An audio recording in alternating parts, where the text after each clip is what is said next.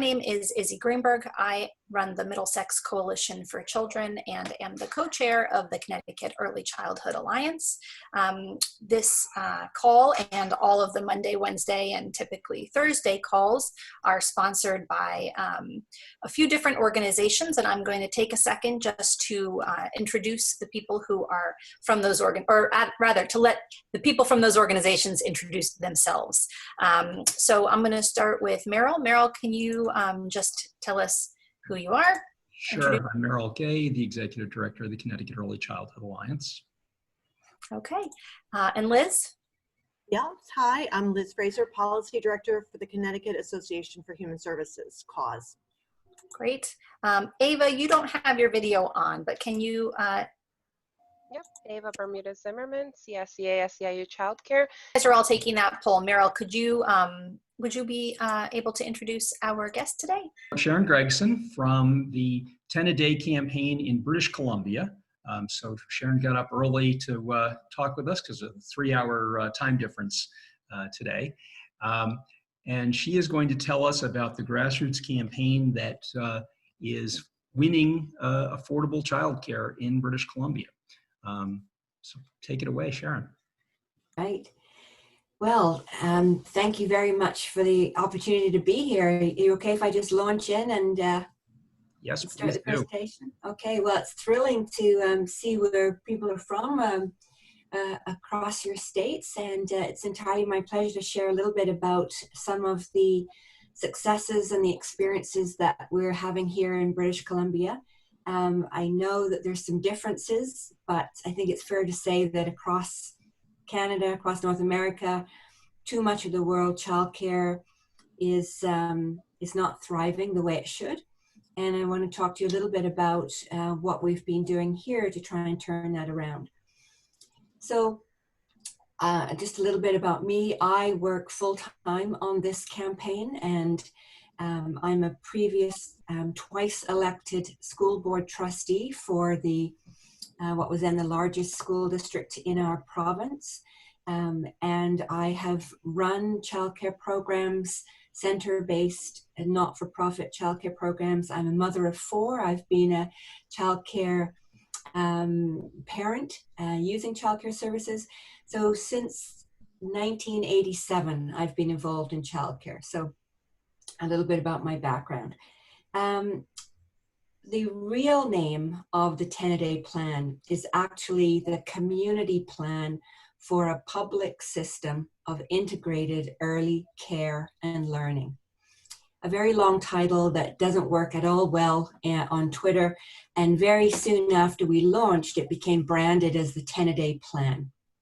And now people in our province don't talk about childcare without talking about 10-A-Day. It is now the shorthand reference for talking about childcare. It is the measuring stick of what government is doing on childcare. And I need to tell you that we launched in 2011, and I'll talk a little bit about that. So next slide, please. Sharon, before you keep going, I'm just going to end the poll and share the results so that you is here with us today. So it's about 65% licensed providers, let's see, 4% unlicensed provider, 18% nonprofit staff or director, 9% advocates, 1% elected officials, 4% other, and then what type of childcare provider are you? So there's about 26% center director, center staff, family care owner, 42%. So just wanted to give you a sense of that before we proceeded so you could see who was here with us. Thank you. It's very interesting. So we started in 2010 deciding that instead of just reacting to whatever government was doing or not doing about childcare, we would put forward a plan based on best practice, based on research, based on what was happening around the world. And we, the Coalition of Childcare Advocates, I should say that's the organization that I work with, the Coalition of Childcare Advocates in British Columbia decided to work with a group called ECEBC. So that's the Early Childhood Educators of British Columbia. So the group that represents the professionals in the sector. we came together in 2010 in a partnership and decided that we would be proactive about childcare instead of being reactive. Both our organizations have been around for 40 plus years, so we have a long history in our province, both very small organizations, but both very credible organizations with history and some visibility within the sector. People within the sector at least would know who both those organizations are.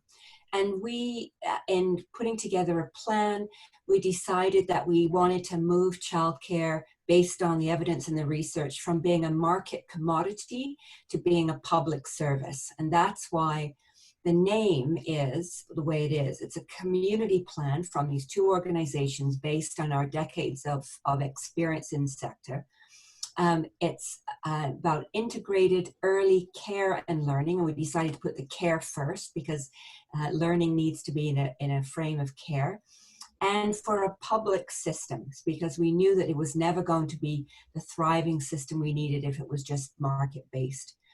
So in 2010, we launched what we called a briefing note based on the principles of our plan, and we went out across our province to ask people if they had a better idea, if they supported what we were doing, or if they were critical, then we asked them what their better idea was. It wasn't enough just to criticize what we were putting forward. They had to offer something else because we were clear, and we still are, that the status quo is not acceptable. So we were looking for better ideas.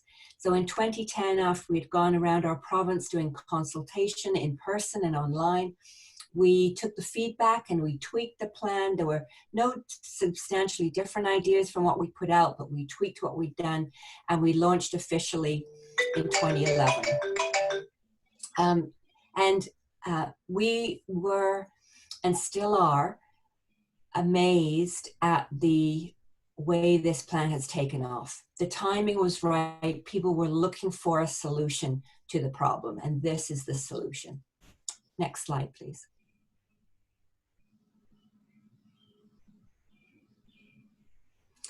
So I want to tell you a little bit about, so I'm here today to talk to you about the campaign of success of our plan, but I want to tell you exactly, a little bit at least about what the plan really is.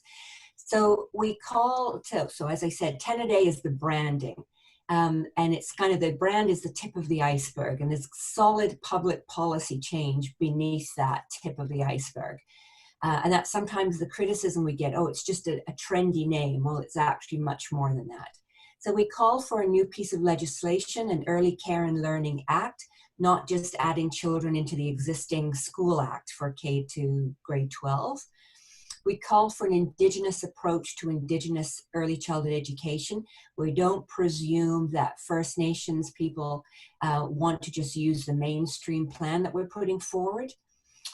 We call, importantly, and this is our starting point, for childcare to move out of our current social services type ministry into the Ministry of Education. That is very fundamental to change. We call for new provincial and federal funding. We're not expecting that governments do more with less, and we're not expecting this plan to be downloaded onto local governments. This is about senior levels of government participating. It's called 10 a day because parent fees are capped at $10 a day. That's the most people would pay for the full day care of any one child. $7 a day for a part day, and no fees at all for families with annual incomes of less than $45,000 a year. And that's part of a poverty reduction plan. We call for, just a few days ago, we released a new report on a competitive province-wide wage grid for early childhood educators. So rather than everybody paying different wages, there would be a wage grid that would apply to all early childhood educators in our province. The first step would start at $20 for assistants and go up to $29 depending on the credential of the 2-year diploma being the $29. And this is step one. So we've just introduced this, and we're now, the latest aspect of our campaign is to get government to implement this wage grid.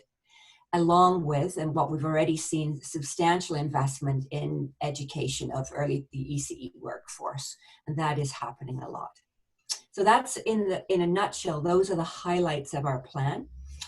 So I'll go to the next slide, Meryl. So what does our campaign look like? So in a nutshell, it's about fees going down, wages going up, and more spaces. That's the easiest way to explain it. But when we launched the plan in 2011, we knew that the plan alone would not convince politicians to implement it. Just because it's a really excellent plan is not enough. Just because people were desperate for change, that's not enough. We knew we had to have a campaign that would galvanize people to pay attention to this. And then we knew that politicians would act when we could show them that we could deliver votes. So this is what the general public wanted. So we started out very deliberately with our plan. We went to our closest allies to ask for their support. And when I say closest allies, that's really based on, as I mentioned earlier, our 40 years of being in this arena. People who knew that if they wanted childcare information, they could come to us. So we were reliable and credible advocates. So we went back to those people. So some of those were other childcare organizations, some of them were other social justice organizations, some of them were labor unions, some of them were childcare organizations. We asked them to add their name to support for our plan, and that meant sometimes just sharing our booklet with them. Sometimes it meant that I or one of my colleagues would travel around the province making presentations. So once that list of our closest allies looked pretty good, then we moved out to larger representative organizations. So we started to talk to some school districts. We started to talk to some municipal governments who had more members and a bigger reach. And we started to add those to our list of supporters. And then when that list looked massive, we were able to go beyond our traditional allies and ask for their support. So chambers of commerce, boards of trade, the tech industry. And we were able to show them that actually in supporting the plan, they were in good company. And now we're at the point with our list of supporters, and it's on our website, tenaday.ca. If you look under endorsers, the list goes on for page after page after page after page. And the list is so long of supporters that in 2017, which is the last time we had a provincial election here, like your state elections, childcare and the Tenaday plan was one of the top 3 election issues in our province. Next slide, please. So while many people will agree with our information and our research that yes, there needs to be more high quality childcare, and yes, early childhood educators should not be earning poverty wages, we still get the pushback, particularly from some sectors, or some people on the political spectrum even, or even some allies who ask the question genuinely, can we really afford Tenaday? Yes, it's a nice thing to do for kids. Yes, we know that we need to get more women into the workforce, but can we afford it? And so there have been 3 major economic analyses of our plan, and these are 2 of them. And they're both available on our website. And we were able to demonstrate with the first one that not only, the first one was very conservatively just looking at how many more women would be able to enter the workforce if childcare cost 10 a day. The second one looked at a broader socioeconomic impact and looked at the number of children who'd be ready to be more successful in school and the number of more single parents who'd be able to move off welfare and into work.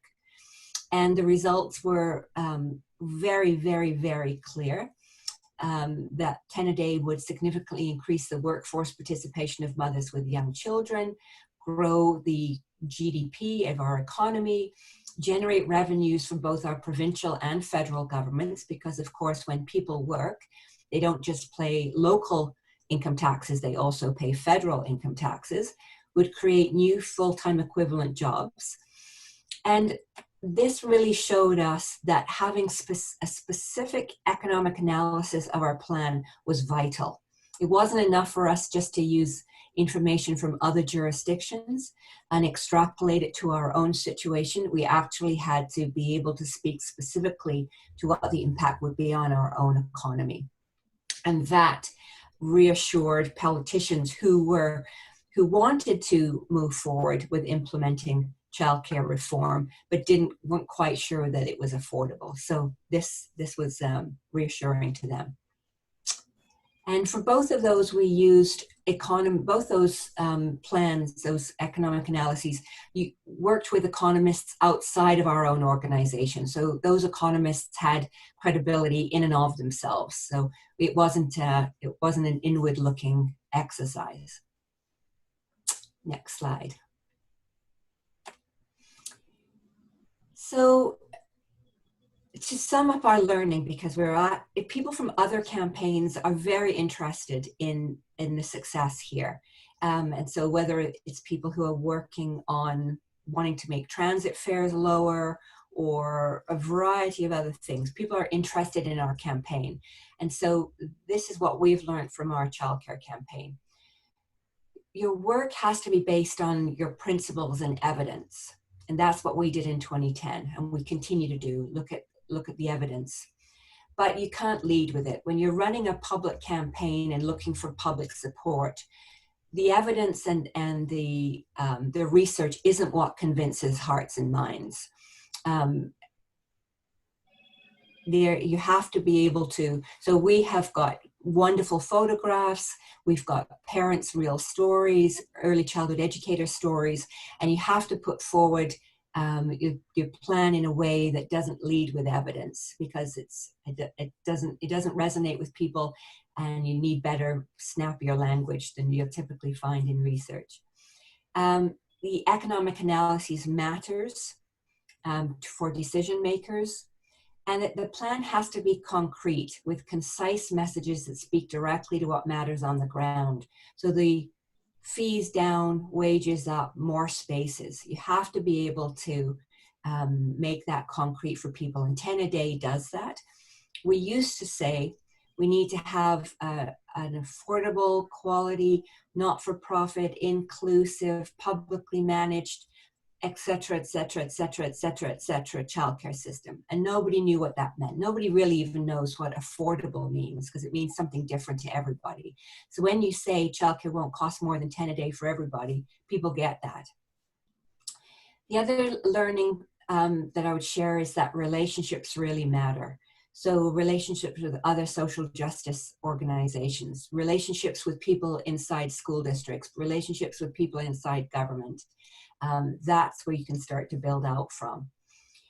And as I said, it was important, of course, that we have a solid plan, but in order to build our broad constituency to impress and influence politicians that this should be part of their platform, we had to be able to show that we had a large amount of support. So we have an online petition and that endorsement list, as I mentioned.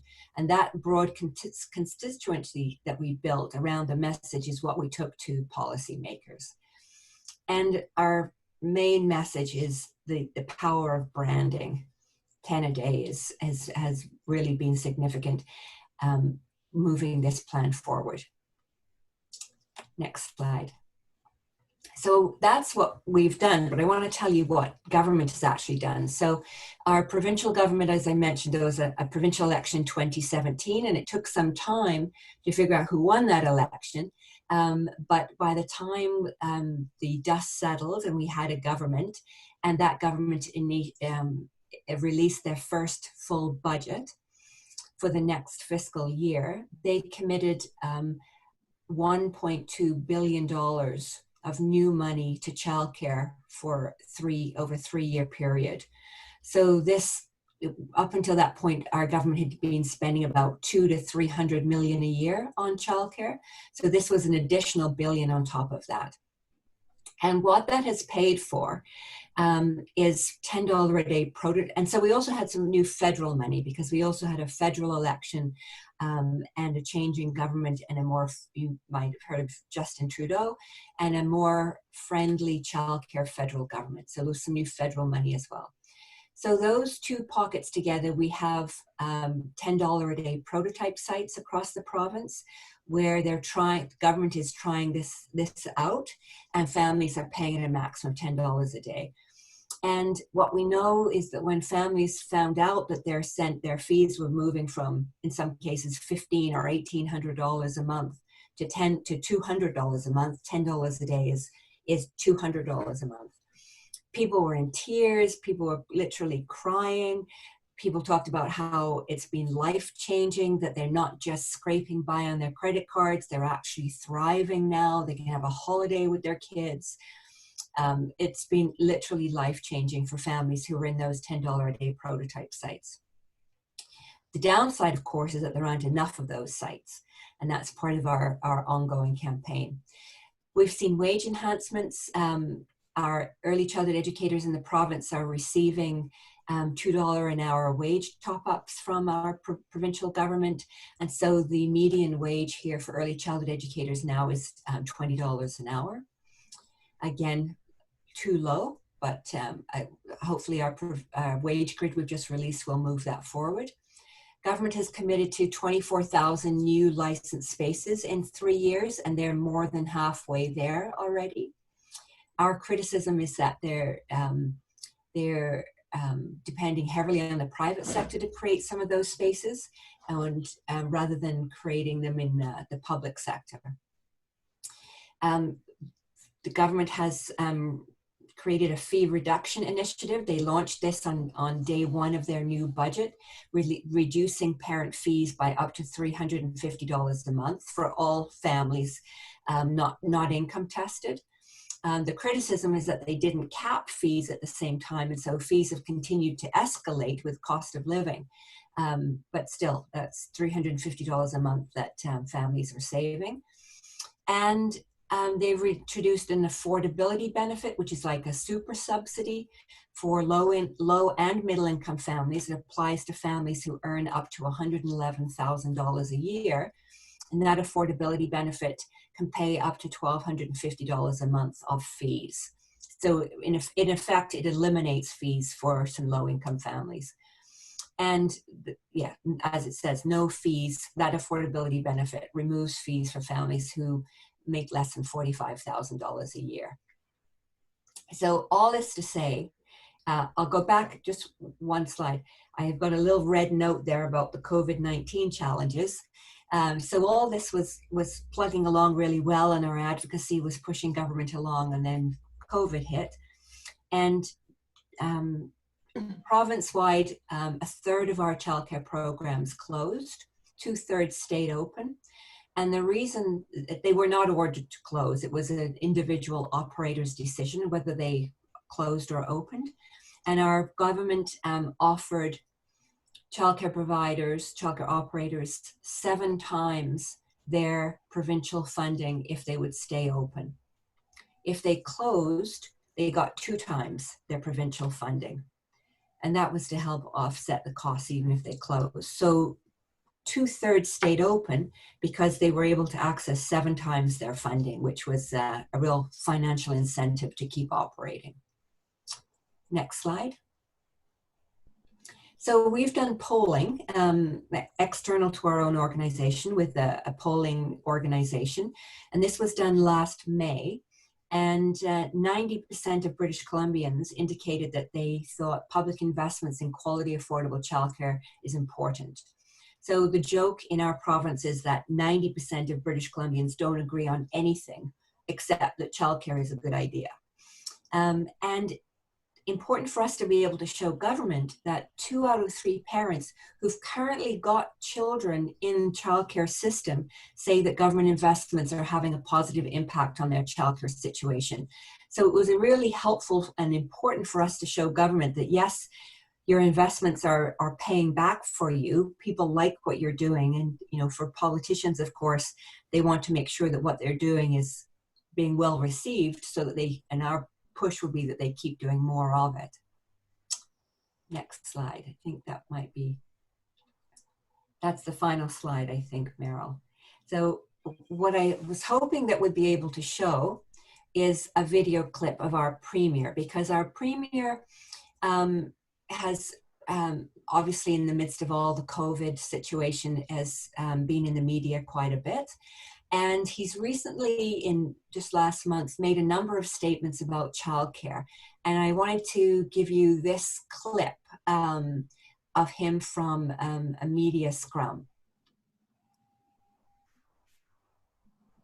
We don't have any audio. Can we get the audio there?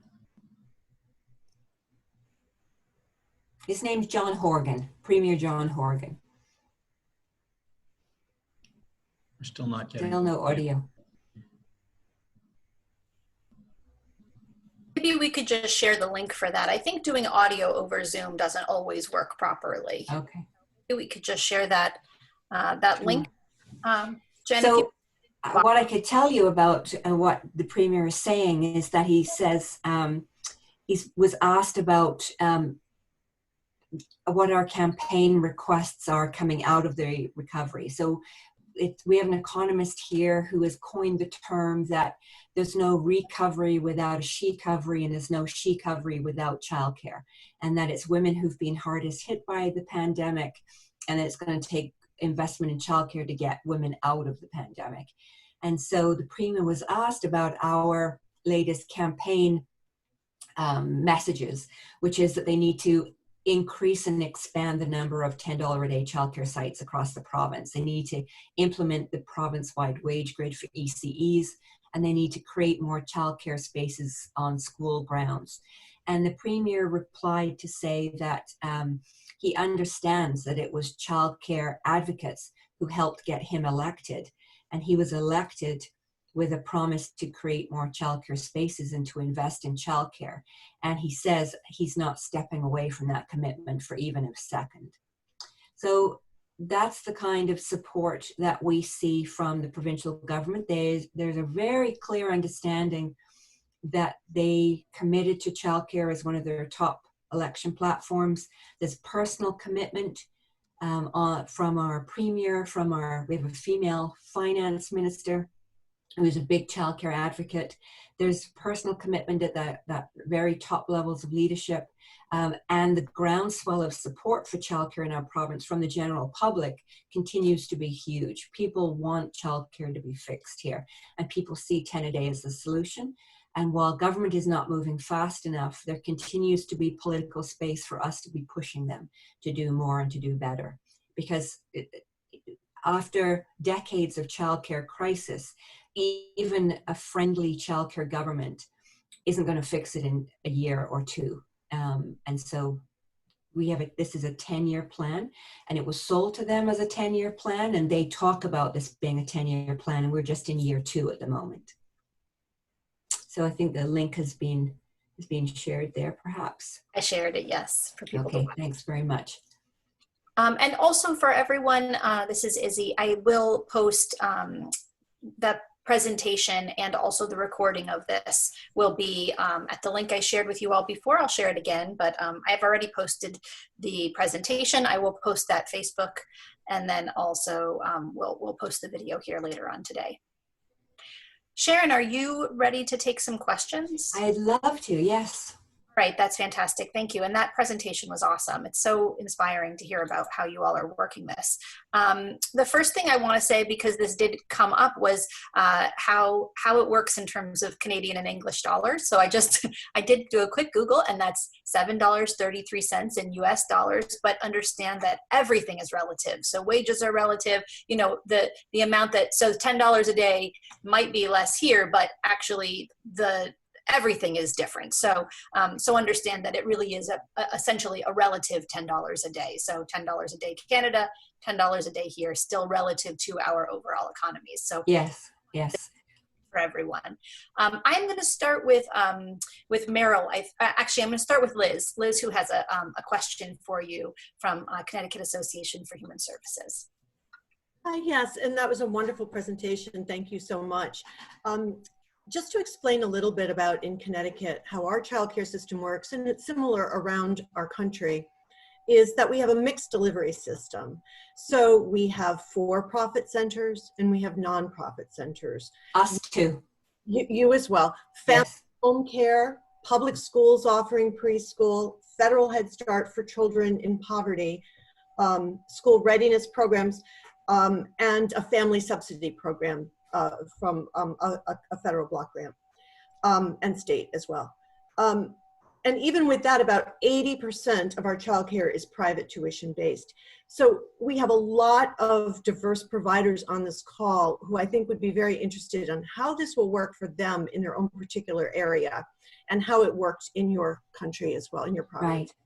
Right. So we also have a mixed delivery system. We have for-profit and not-for-profit and a little bit of publicly delivered at universities and but not very much. Mostly, it's about a 50-50 split between for-profit and not-for-profit. And we're very clear that the plan welcomes in all providers. So for-profit or not-for-profit, welcomes them in on the same level playing field. Looking at this, wanting the contracts that would be signed would have the same outcomes. So public funds being used to lower parent fees, raise staff wages. So that's really we think about building new spaces that are publicly managed in conjunction, as I've said, moving to the governance system of childcare being delivered through the Ministry of Education, closer connection to school districts, but welcoming in all providers. And that was one of the beauties of our plan, is that we didn't try to pretend that we were starting from a blank slate and designing, what some people might think was, a brand new system. We recognized we had to build from what currently exists. And yes, we've got children, on low income subsidy. We have some Head Start that's on reserve. So I think there's more similarities than differences between our systems. Thank you very much. Thanks. Okay. Ava, did you want to go next with asking a question? Yeah, so my curiosity, and I guess I'll turn on my camera. Sorry, before I do have to make this work.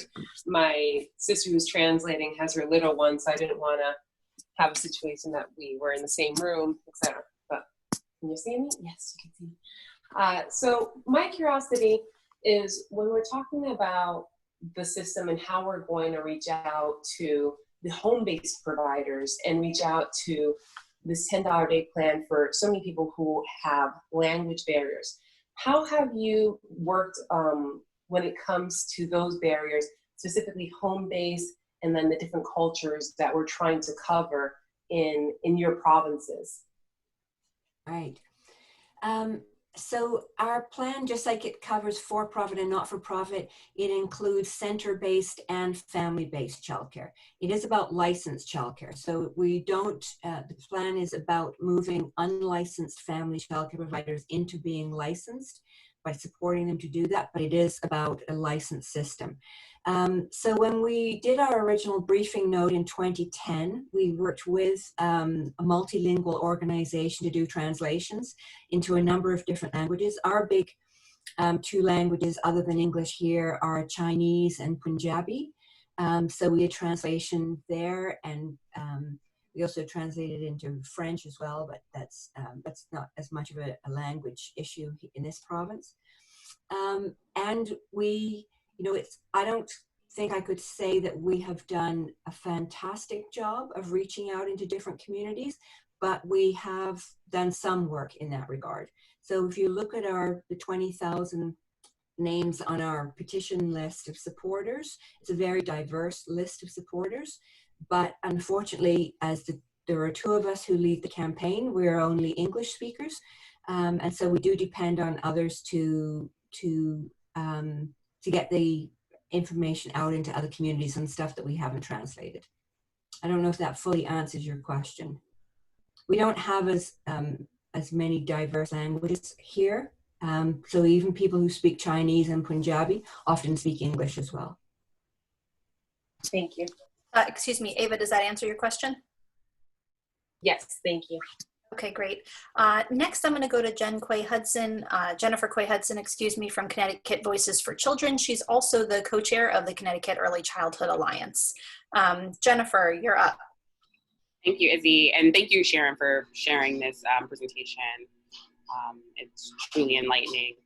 My question is, do you see an opportunity to move on the growing the amount of providers who can offer 10 a day where you are any quicker than the projected 10 years that you talked about, now that the political landscape is so different and the ground seems to be becoming more fertile in the midst of the pandemic?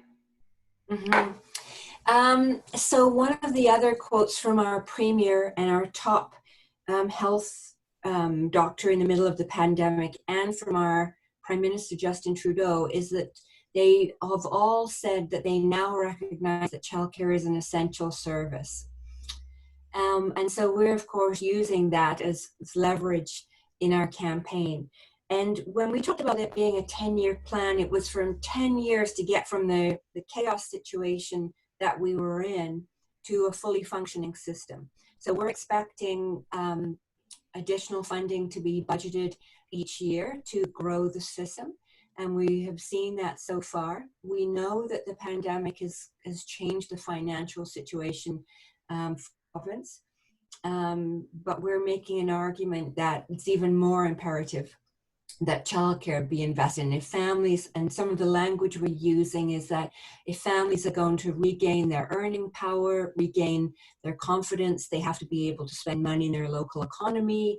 And the only way that parents with young children are going to do that is if they have access to quality, affordable childcare and 10-a-day childcare. So our three asks at the moment are to speed up the implementation of more 10-a-day sites, making childcare more affordable for families to get back into the workforce, to implement that province-wide wage grid, because there's no sense creating more spaces if you don't have people to work in them, and there's a recruitment and retention problem without higher wages. And then to work with public partners, particularly school districts, to create more licensed spaces. So those are our three asks. I just did a presentation last week to our Provincial Finance Committee as they're putting together their budget for 2021 post-COVID recovery.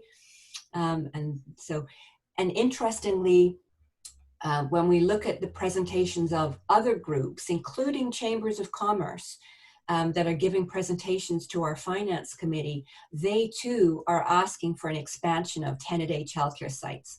And this is the importance of allies in getting our message out. It's not just us who's asking for 10-a-day expansion, it's the business community who's asking for it as well.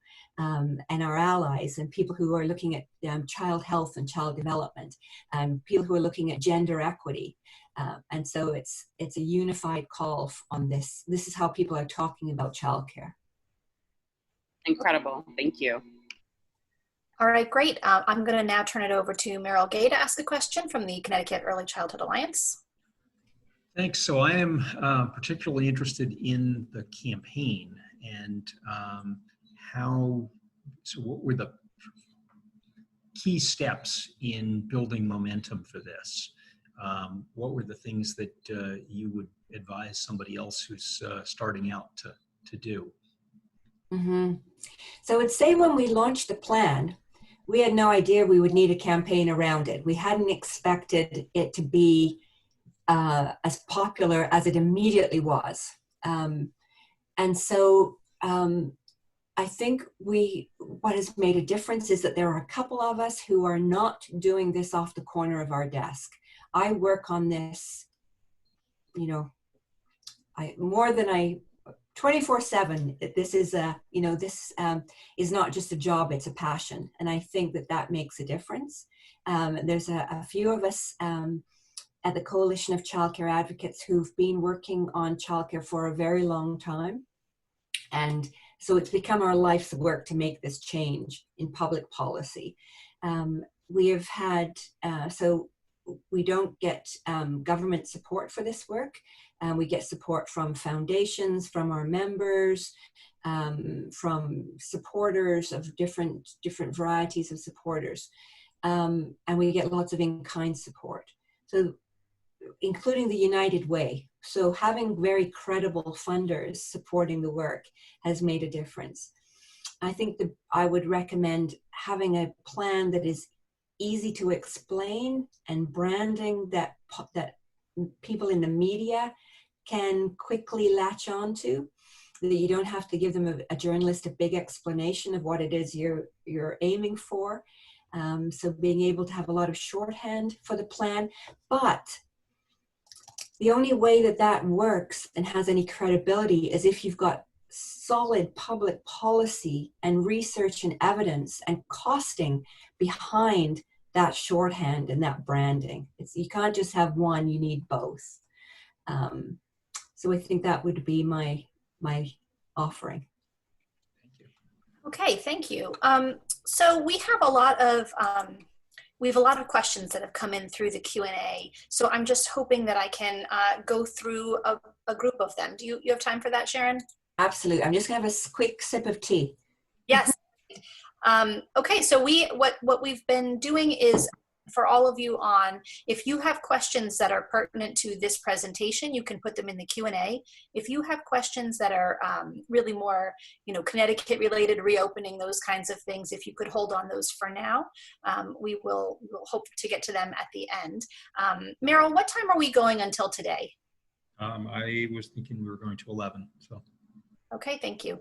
And we're going to keep the hand raise function disabled for now, but if you have something critical that you feel that you need to speak rather than put it in the Q&A, you can chat me and we can try to make it work.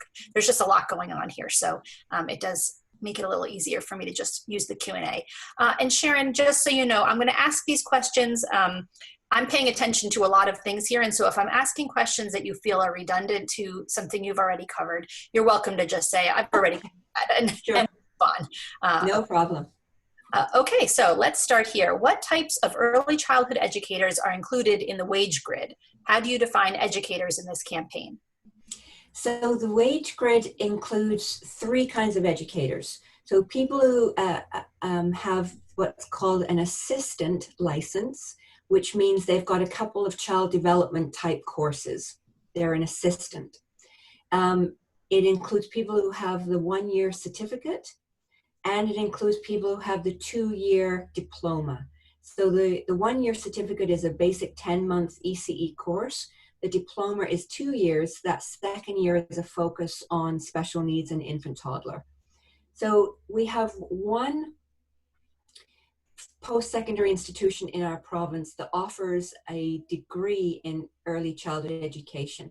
And so we have not yet put a dollar amount next to the wage grid for people who've got that new Bachelor of ECE that we've said will take further work. So we're starting out with step 1 for the ECE assistant, the 1-year certificate, and the 2-year diploma. Great.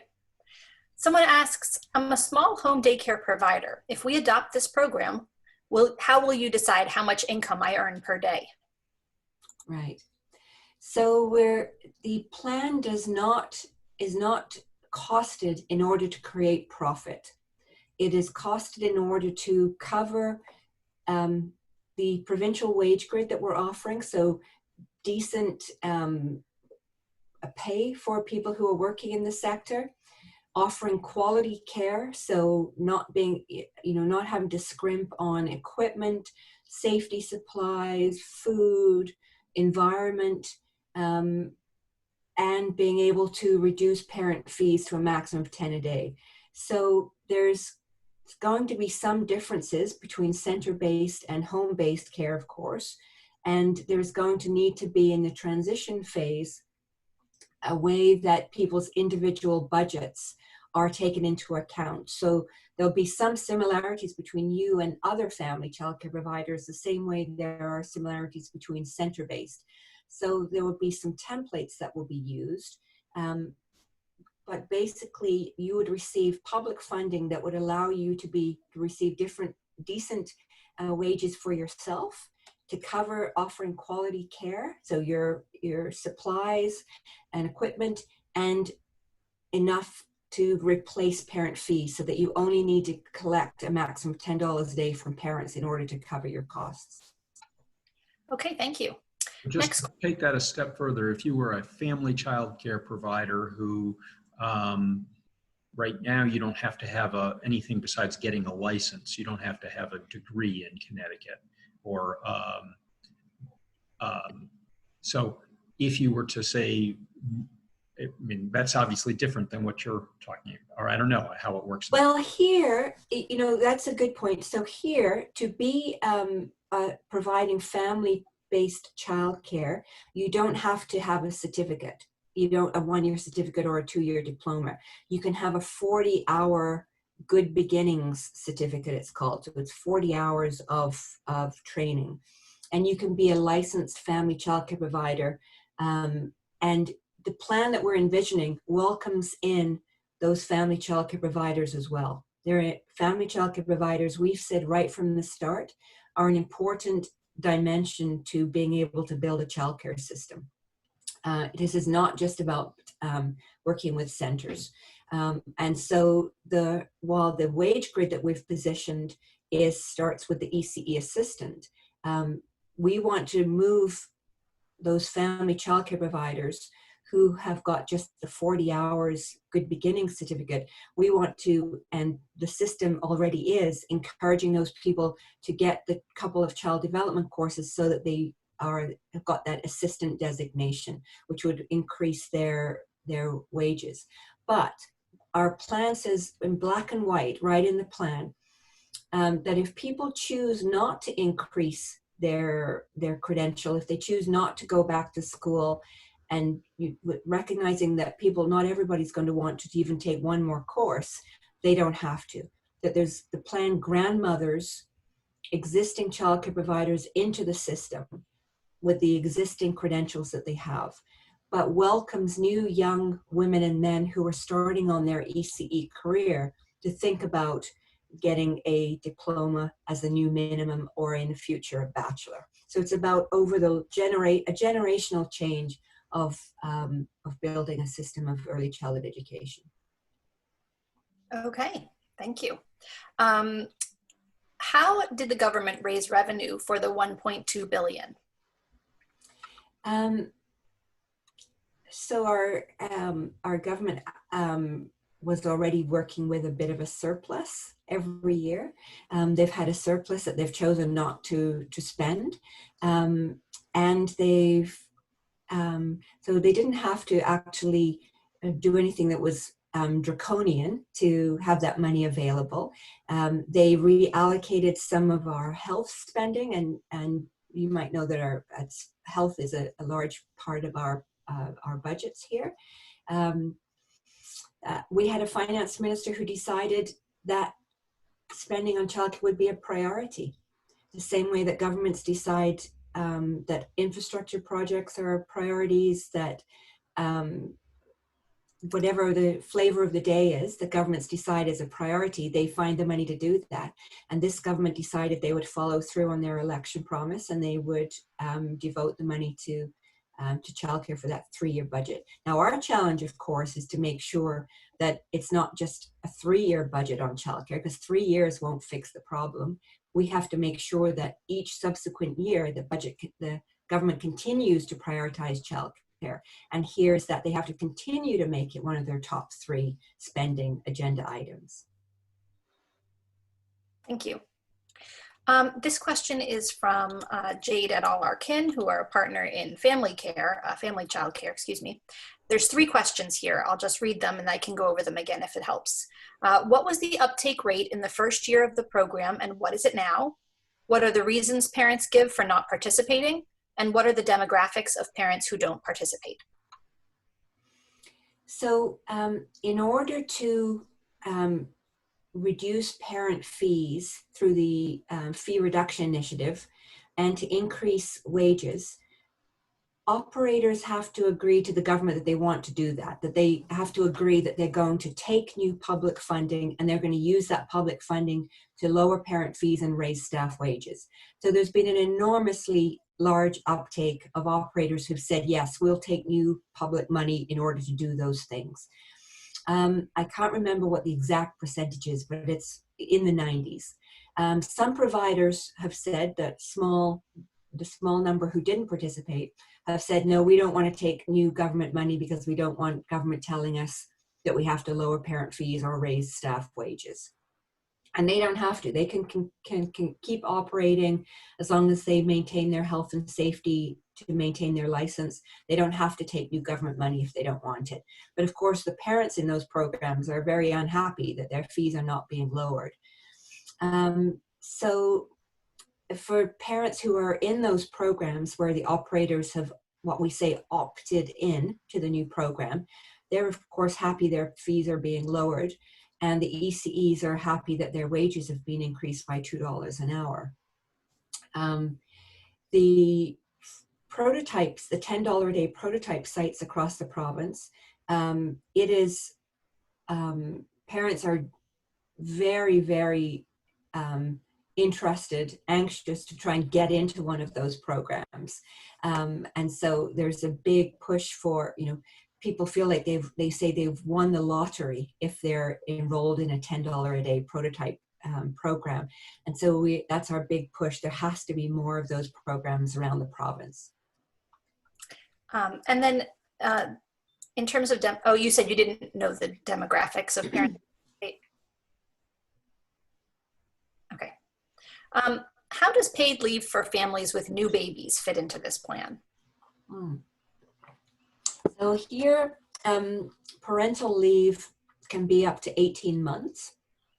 Many people still take 12 months, which has been the norm here. It was over the last few years extended up to 18 months. But if you decide you want to take 18 months of parental leave, you still only get 12 months of funding. You just have to spread it over 18 months. So not everybody's financially can do that. So our plan calls for fully paid parental leave to 18 months to make it easier for more parents to have the choice to stay at home with their infants.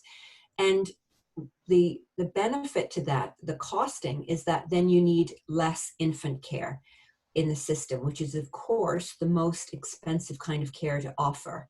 And so the plan calls for, as I say, fully funded 18 months parental leave, including leave for fathers, not just about mothers on leave, and then is able to reduce the amount of infant care that we need to plan for accordingly.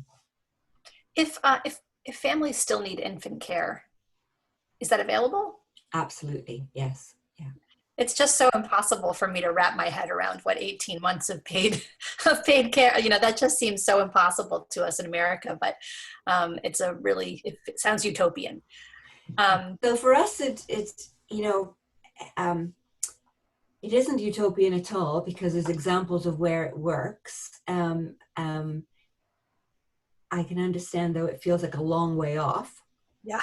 And so one of the things that we've been able to say recently is, when we look in our country at how quickly governments can pivot when they want and need to, and the pandemic is the example, it shows you that with political will, anything is possible. So in our government, our federal government has decided that people who've lost earnings because of the pandemic get $2,000 a month as guaranteed income. And they made that happen almost overnight. And so a major public policy change, and yet it happened very quickly. The bureaucracy was able to make that happen. And so it's made us even more determined to push forward with the rest of our plan that needs to be implemented. Yeah, and as I say utopian, I mean, we really love that. It's amazing to see, and it's for sure worth working towards. So I'm going to just launch. We have 2 more polls to go, just about the how you guys in the participants sort of see this. So I'm going to launch that as we continue to ask a few more questions. Someone asks, how did you fund the campaign? And I think that's different from how are you funding the program, but how did your campaign?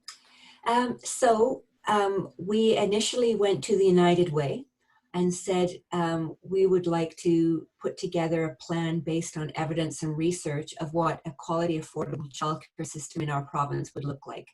And so the United Way funded the work initially to put the plan together and to do the consultation around the province. We also went to some unions who represent early childhood educators in the workplace and asked for their support to do this outreach work. Since then, we have been funded by credit unions, local credit unions to do the work. We've been funded by several foundations to do the work. We continue to ask allies for funding. So some of that comes from unions, some of that comes from members. We've had people leave funds to us in their estates when they pass away. We have in-kind support from a variety of different suppliers. It's a varied funding bag. Izzy, if I could ask a follow-up, how much have you been able to raise funds from, like, people who signed a petition? Have you done any sort of grassroots fundraising off of that? Yes. So whenever somebody signs a petition, they get a bounce back that asks them to donate $5. We have members of the Coalition of Childcare Advocates who pay membership fees annually. It's modest to be a member. So we always ask our supporters for funding, although relatively small funding. So we ask people to be $10. We ask for people to donate $10 a month for $10 a day childcare. So we have a fair number of people who donate $10 a month on a recurring basis. Thank you. And I'm sharing the poll results. We have about 50% who think we should go for it and start a campaign like this. About 42% say it's an intriguing idea, but I still have some questions. And then about 12% don't think it would work. So I'm going to stop sharing that, and I'm just going to move into our final poll. If you guys could do that while we ask the last few questions, that would be awesome. Okay, so someone says, Sharon made a good point about being clear and concise, and most importantly, shared understanding of terms. She said that many didn't understand affordable or can't define it the same way. Can you expand on how you approach the educational piece of being clear and using a specific defined term?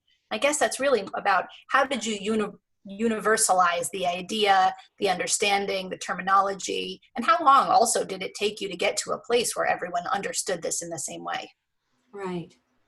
So we stopped talking about daycare for a start, because it's not the care of days, it's the care of children. The same way it's not babysitting, because nobody's sitting on babies. So we have encouraged people to talk about childcare and talk about early childhood education as valuable, and being clear about the link to primarily women's labor force participation, to link to healthy child development, and to be respectful of the mostly women who are delivering early childhood education services and programs. So I think that we've been careful about respectful language. If that's what you mean about how have we talked to people about the education.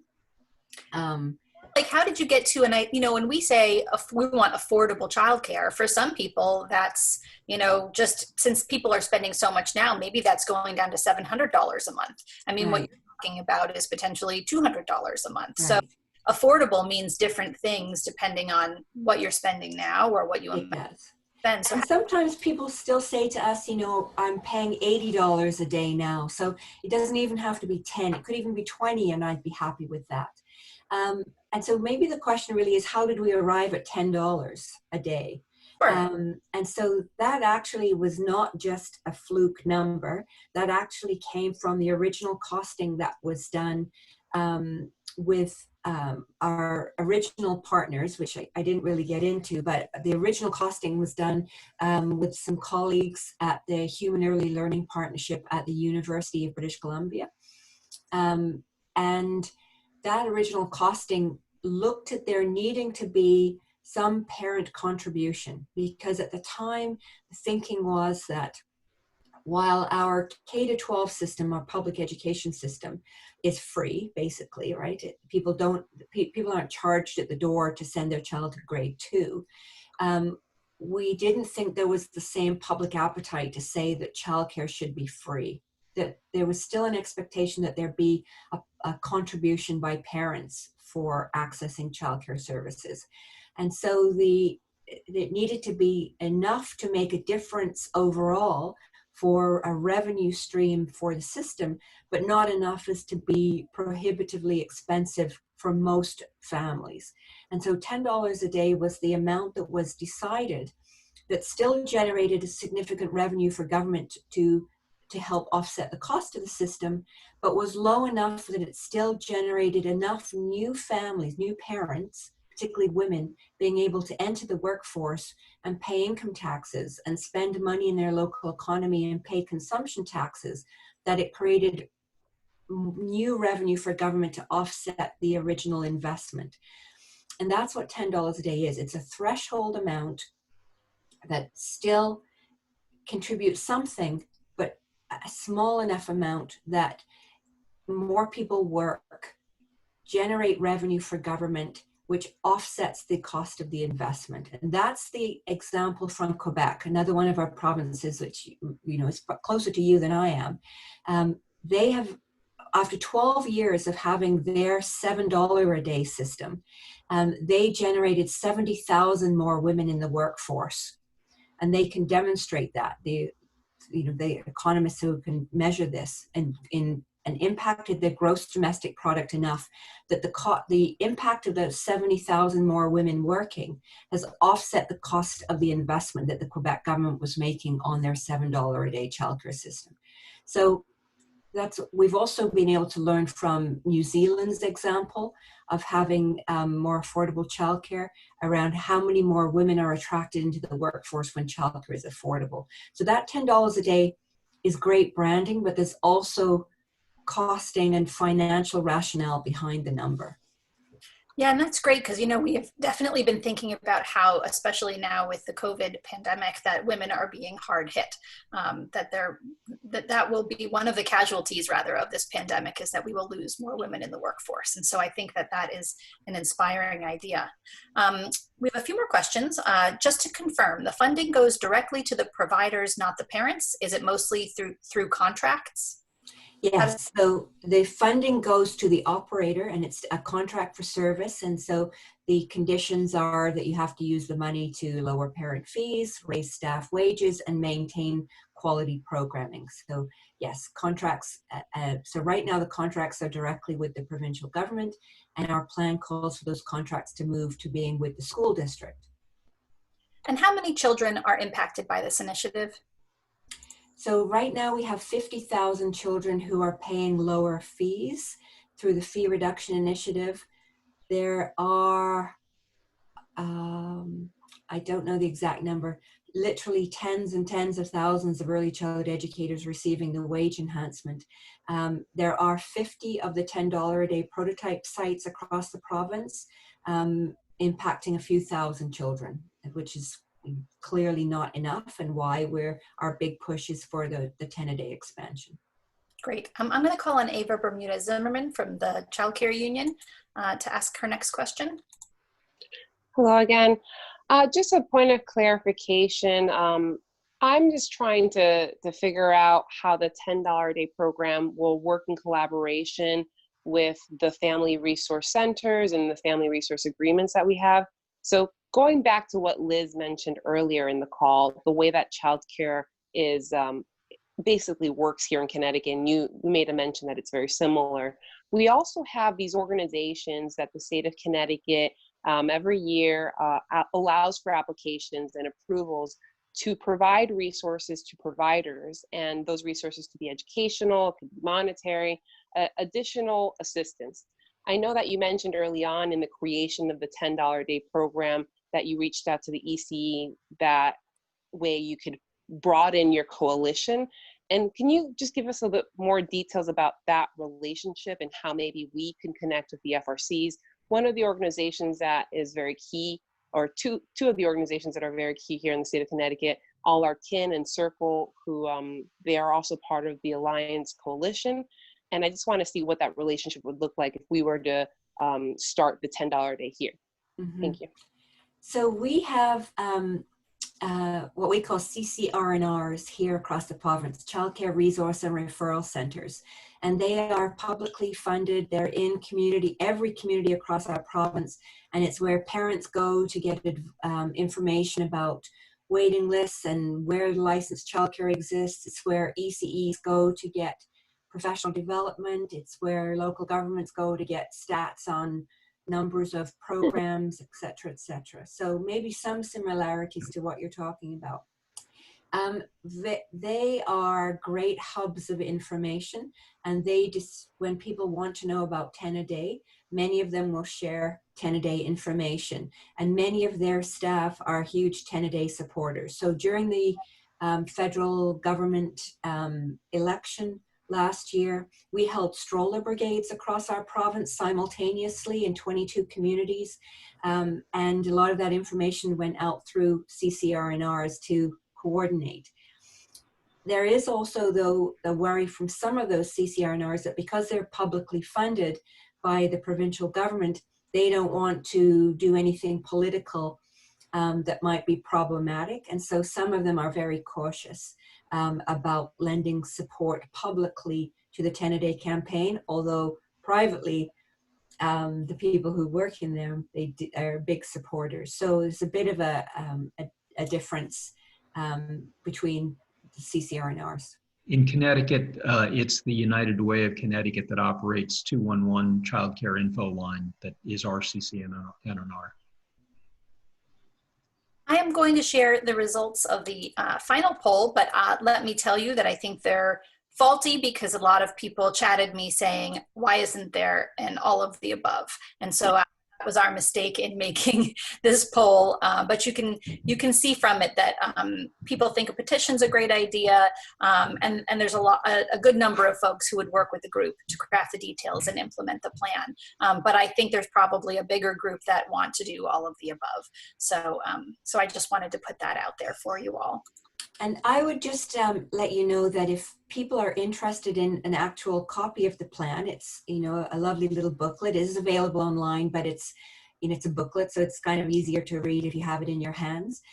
People just have to email me, and I'd be really happy to send some copies to Merrill to distribute, or to anybody who would like to actually see what it's all about.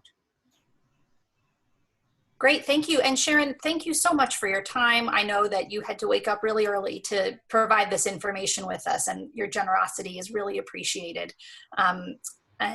We will keep an eye on what you guys are doing. I think it's very inspiring, and a number of folks on here have said, you know, let's go for it. So we'll see how we can move forward with this, and hopefully we can catch up to you all. So thank you so much for joining us this morning. My pleasure. Thank you for the invitation. Thank you. Okay, and for everyone else, we just have a few other quick updates to go through before we wrap up for today. I want to remind you all that we will have the video for this presentation up on the website, hopefully by the end of the day. I've already posted Sharon's presentation and that Facebook video that we weren't able to get the audio for, so those are already listed up there. Meryl, I'm going to go over to you to talk about the updates for today. Sure. I wanted to share with you in the chat a link for a national online rally for childcare that is this afternoon at 4 o'clock. And I will paste that in.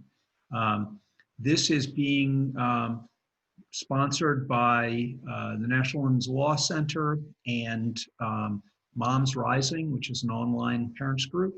And they have a bunch of musicians, as well as folks like Rosa DeLauro and Georgia Goldburn from Hope Child Development is one of the people who will be featured in there. So I hope that you can click that link and join a national effort this afternoon at 4. This is really about trying to get the $50 billion that we've been campaigning for to help childcare through the COVID crisis. Okay, thanks, Meryl. And Ava, go ahead. Yep. So here in Connecticut, we're fortunate enough to have a great relationship between the union and OEC. And in California, they've been fighting for 17 years now to have that similar relationship. And finally, they're at a place where the initiative has come to a very positive place.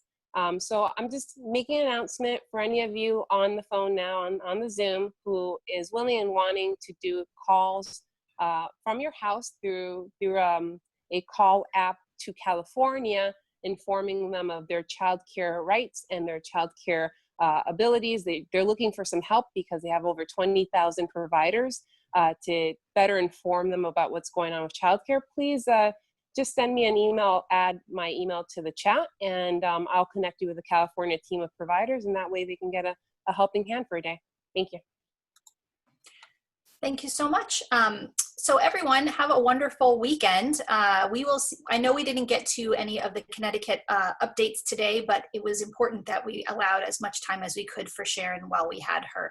So Monday, we will be able to spend a lot more time on that.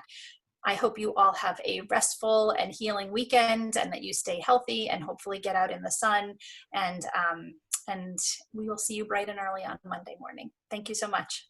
Bye.